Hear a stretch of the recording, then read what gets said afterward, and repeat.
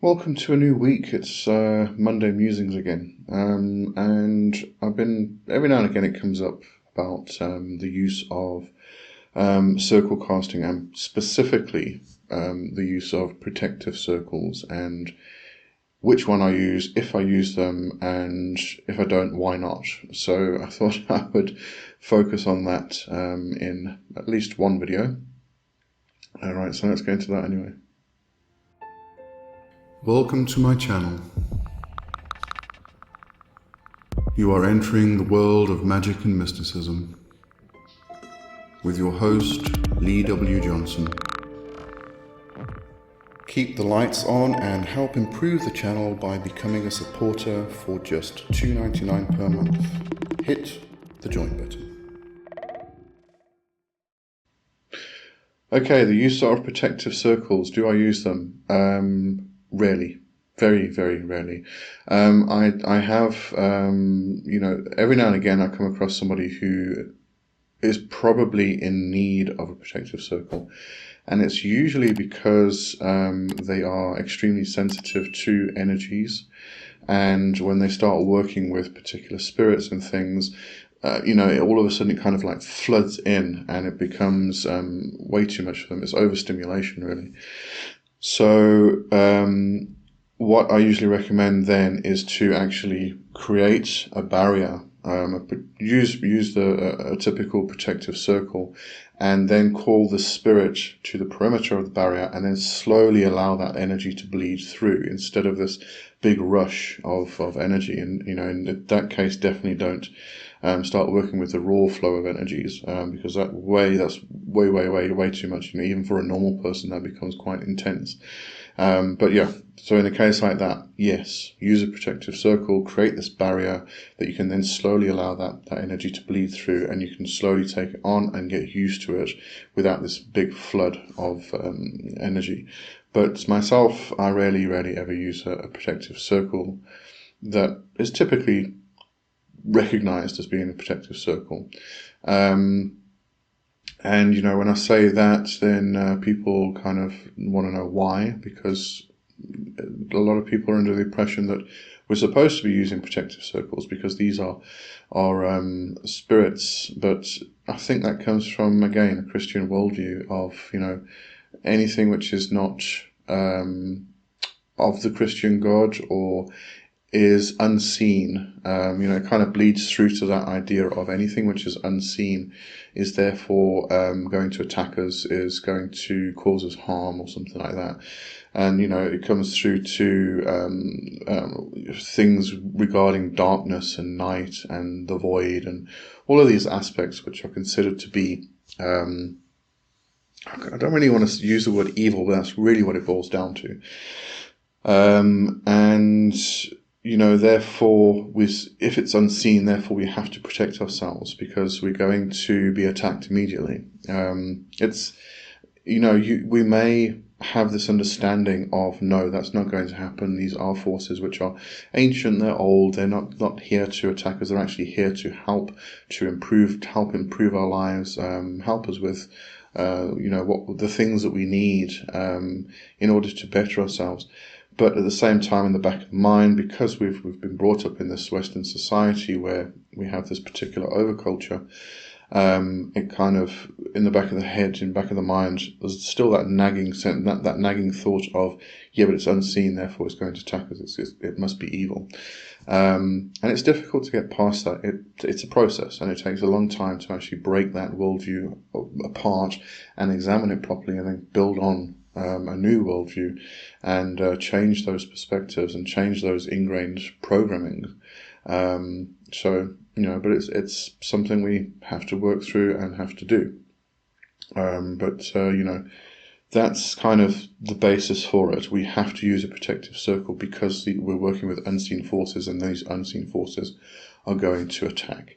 And that's not the case. Yes, we do have particular entities out there which we usually label as astral parasites or imposter spirits. The negative, the lower vibrational entities that need the negative emotions and energies to feed on, and that's how they feed themselves, and that's how they become stronger. So they kind of need that, therefore they will come in, they will attach themselves, and they will start creating that in order to get some food. We do have those types of entities, yes, and we have to protect ourselves from that, but that's not just when or during an instance where you are doing magic work, and therefore you need to create a protective circle. That's all the time. We can walk through a shopping mall and with hundreds of people, and as we're walking through, we are picking up sludge. We're picking up, we're walking past somebody, we might brush an arm, and they may be in a particularly angry or depressed mood at that particular time, and they're projecting this negative emotion, this negative energy. You walk past them, you're going to pick that up. It's kind of sticky. So throughout our day, we do pick up this sludge, and therefore that's why we do energetic cleansing, spiritual baths, and things like that, to actually just clean off the energetic dirt. Just as we do when we take a bath or a shower to physically clean, we need to do energy cleaning as well. I'm starting to forget where I was going with all of this now. So we pick up these negative energies and everything throughout the day, every day, and therefore we do energy cleansing. And we have, we can equate these with astral parasites again. An astral parasite may be this kind of energy which just started to take on a bit more form, a bit more sentience, and it actually goes looking for somebody it can attach to and feed on. And we'll pick them up all the time. It's not just in an instance where we are doing magic workings and we're doing a ritual that we have to create this protective circle to stop these energies or these entities from actually coming and attacking us. It's all the time. Therefore, when it comes to protection, we're supposed to be doing that all the time. You're supposed to be setting up your wards, doing your exercises and practices which are raising your vibration, because once you've raised your vibration, the lower vibrational entities can't attach to you. If you're down here, yeah, they can get you, they can attach, they can, they can seek you out. But when you're up here, they've got nowhere to go. They can't get up here themselves. So this is why we do the energy work, we do the practices, we do the meditation, and all of this stuff, just to raise our own vibration and keep us out of that slump, that negativity, that kind of repetitive mindset almost. And then we do other protective work, setting up wards, whether it's witches' bottles, whatever it is, whatever instance you are finding yourself in that you need particular protective workings. But that's something we do all the time. It's not just, this week I'm going to do a magical working, therefore I'm going to work on protection at that time. No, do it all the time. So then when you get into a ritual circumstance or a magical circumstance, there's no need to set up this protective barrier. You already are protected. It's there. It's not something that you just kind of, now I am doing magic work and therefore I have to do this protective stuff. When that's finished, I no longer need to do protective stuff because I'm not doing magic anymore. You're doing magic all the time. Don't forget that. So, yes, when we get into a ritual circumstance, I don't use a protective circle. I sometimes don't use any kind of circle construct at all. I may just sit down, go into a meditative trance state and start to call on the spirit that I want to work with, because I have already worked with that spirit and I've created a relationship and a bond. If it's the first time you're working with a particular spirit, you probably do want to create some kind of circle. Now, in demonolatry, that is specifically an elemental circle, usually. And what we're talking about there is not specifically a protective space. It's a space where you are calling in the 5 elemental kings. They are standing there, and you can consider them to be standing guard at the four cardinal points and the axis mundi. But they're not. It's not really it's not creating a barrier. What it's doing is you're calling in the elements and you're balancing that space with the elements themselves. So it becomes a balanced space that you're working in. And as I said, you can therefore consider these entities to be protective, and that comes back to something very similar, which is like the LBRP, or something where you are calling the archangels at the four quadrants or four quarters, or your gods and goddesses, whatever it is, you're calling entities at the four quarters in order to stand guard and protect. And this is where we then come back to things like the watchtowers, which create this not just a protective aspect, but also an access point. You have to kind of pay the coin to go through, and similar on the way coming in. So you've got these protective aspects that you can consider to be protective, or these elements which you can consider to be protective, but they're not always that. Okay, it's not always a case of they are protective. For me, when I'm doing something like a demonology circle, I am creating a space which is balanced, elementally balanced. Okay, when I am calling watchtowers, I am calling them to create access points in order to move into different areas of the other world. Okay, so I don't usually consider them to be protective. I don't create this circle which is a barrier of protection, because I do the protection work all the time, and therefore I don't need to do that. There may be instances where I do. Sorry, just to get back to if you are working with a spirit for the first time, I don't think I finished that part because I'm going down rabbit holes again. If you are working with a spirit for the first time, yes, you are going to want to do some kind of circle where you have these guardians, and that guardian can be your own personal guardian. It could be your fetch beast, for instance, whatever that guardian is, or it could be your ancestors. Ancestors are amazing, excellent for this particular thing. To stand there at the gate and say, "You're not the person that we were calling. You can sod off, go away."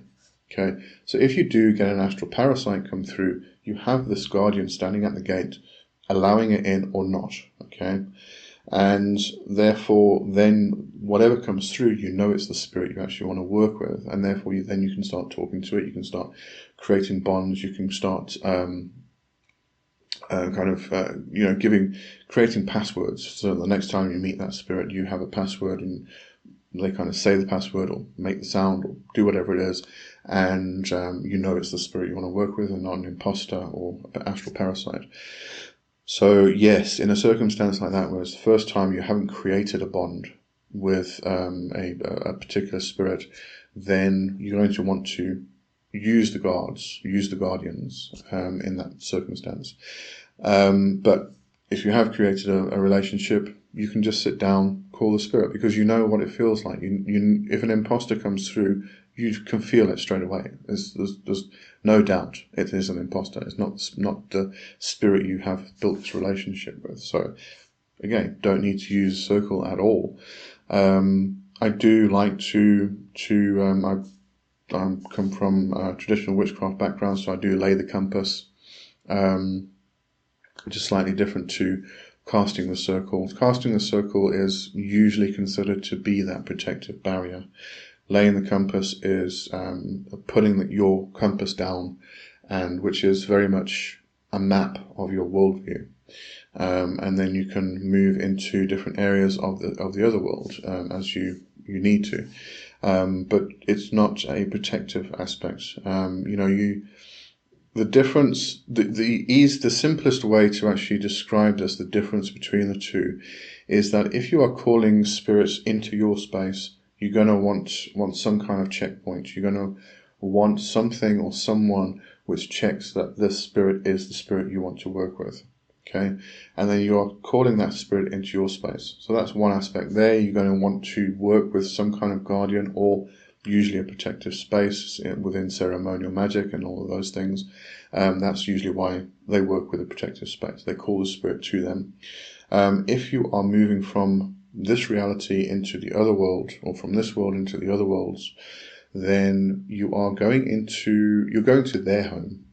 You're not calling them to your home, you're going to their home. If you take an entourage of guardians and bodyguards and armored beings with you, and they're all kind of standing around you and protecting you, and you knock on the door of the spirit that you want to talk with at their home, and they open the door and they see this entourage of bodyguards with you, the immediate thought is, this person doesn't trust me because they've brought all these bodyguards, an army with them. They obviously don't trust me, so I don't want to talk to them. Shut the door.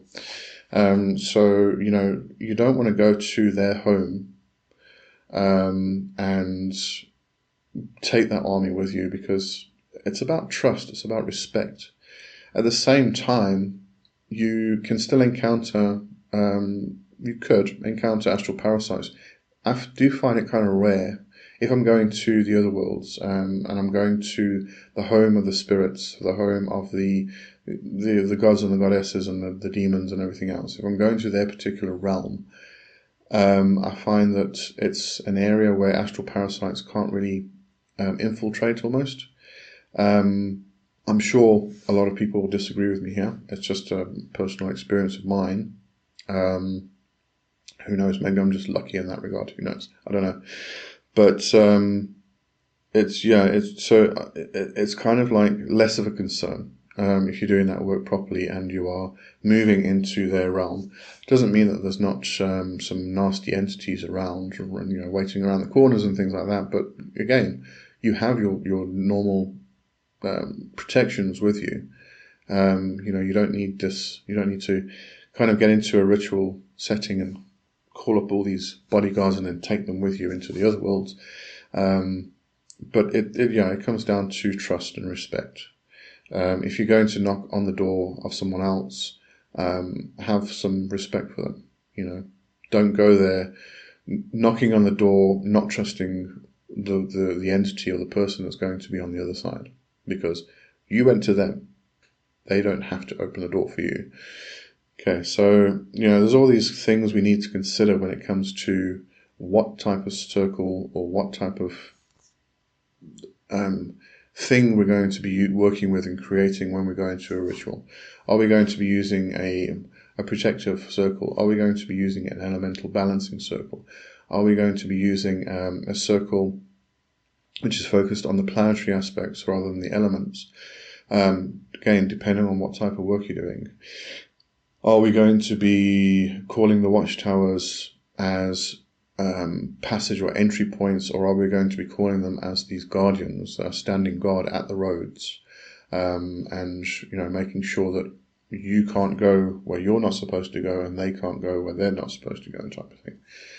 So all these things come into play. It depends on what work you're doing. So it's not just kind of like I have a circle I do for everything. I have multiple ways to work depending on what work I'm doing and who I'm interacting with. So I think that kind of answers and covers all of that. And I'm going to leave it there. If you've got any questions, just ask them in the comments, and I'll make another video. Right. Have a good one, and I'll see you next time. Cheers for now. Bye bye.